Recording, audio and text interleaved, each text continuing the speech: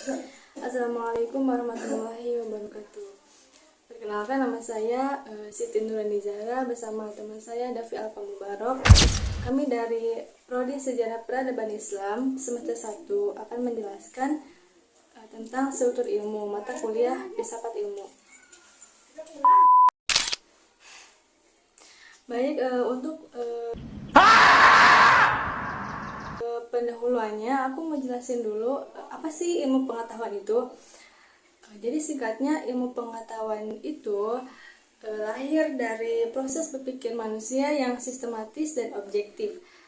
Namun, ilmu pengetahuan juga bukan hanya sekedar kumpul informasi, tetapi ilmu pengetahuan juga memiliki struktur yang terintegrasi yang terdiri dari konsep, teori, dan metode yang saling berhubungan erat.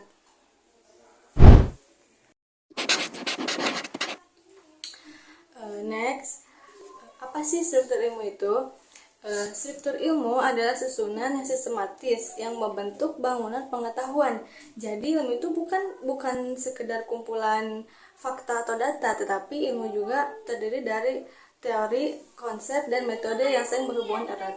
Dan struktur ilmu itu sangat berperan penting dalam dunia penelitian dan pengembangan ilmu. Karena apa? Karena struktur ilmu inilah yang menjadi kerangka dasar yang membuat kegiatan penelitian bisa terarah, teratur, dan dapat dipertanggungjawabkan.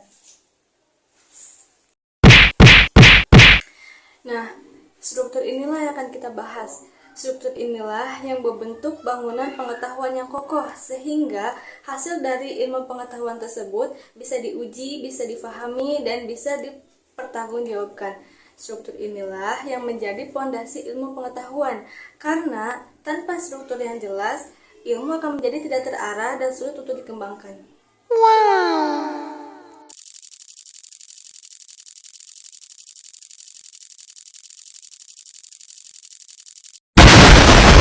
Oke, baik teman-teman semuanya, Assalamualaikum warahmatullahi wabarakatuh. Ya, saya di sini akan melanjutkan kembali pembahasan terkait struktur ilmu. Ya, apa sih itu yang dimaksud dengan struktur ilmu, guys? Ya, struktur ilmu sebagai pondasi ilmiah. Tadi sudah dijelaskan secara sederhana oleh saudari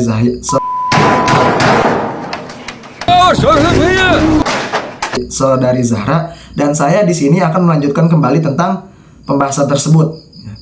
Sebelumnya, saya adalah seorang mahasiswa Universitas Nahdlatul Ulama Indonesia, S1 Sejarah Prodi Sejarah Peradaban Islam. Ya, dan nama saya adalah Davi Alfa Mubarok. Kalian bisa manggil Davi ya. Atau kalian juga bisa manggil Alvaro kalau kita kenalnya di kampus Unusia.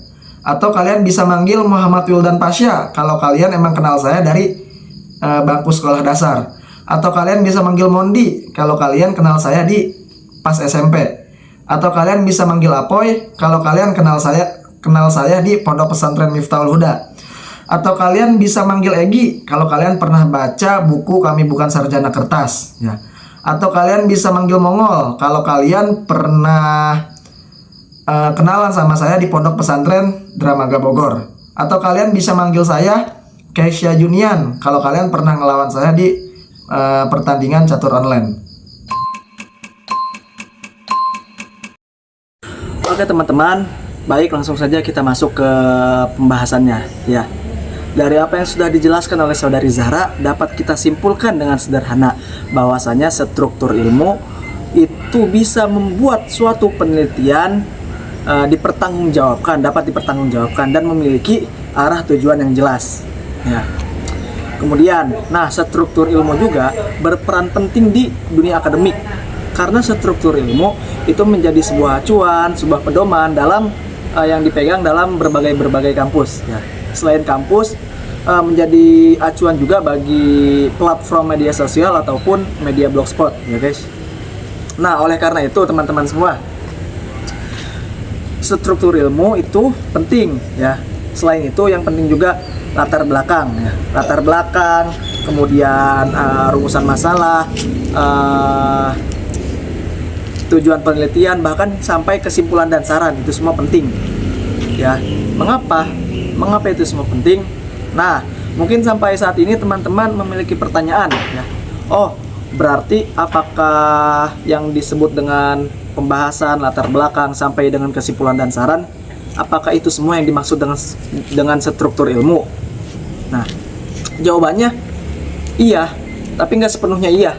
Karena karena gini, ya, mulai dari pembahasan, kemudian rumusan masalah, bahkan sampai dengan saran, itu tuh menjadi sebuah acuan atau panduan ya dalam penulisan jurnal ataupun sebuah penelitian. Yaitu mah sebagai panduannya aja. Ya, walaupun ketika suatu pembahasan ataupun latar belakang tidak ada di dalam satu penelitian, maka itu tidak bisa dikatakan penelitian itu adalah penelitian yang ilmiah. Karena ketika pembahasan atau latar belakang atau rumusan masalah itu hilang di dalam satu jurnal misalkan, maka di situ juga hilanglah yang namanya fungsi ontologis yang terkandung dalam jurnal tersebut.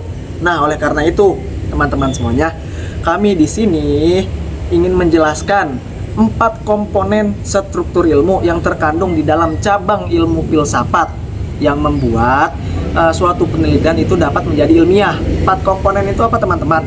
Yang pertama, ontologis, objeknya apa yang dikaji. Contoh, kita mengkaji tentang sekolahan, tapi bukan berarti kita mengkaji tentang sekolahnya. Apanya dulu nih dari judulnya, misalkan peran guru terhadap keceriaan atau aktivitas murid. Yang kita kaji itu cara mengajarnya ataupun interaksi guru dengan muridnya. Terus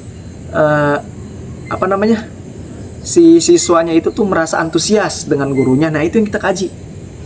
Nah, itu. Nah, oleh itu yang disebut dengan ontologis, objek yang kita kajinya. Kemudian ada lagi yang kedua, itu epistemologis. Epistemologis itu sumber pengetahuannya, dari mana kita tahu. Ya, misalkan kita mau cari tahu cara guru mengajar, berarti kita amati dulu nih. Ya, kita amati, kemudian kita tanya-tanya, kemudian kita observasi. Nah, itu sumber pengetahuannya disebut epistemologis. Sedangkan tindakannya, cara kita mengamati, bagaimana kita mengobservasinya, itu yang disebut dengan metodologis. Ya. Nah, terakhir dari semuanya itu, kemudian muncullah yang disebut dengan aksiologis, hasilnya atau manfaat dari penelitian yang kita lakukan.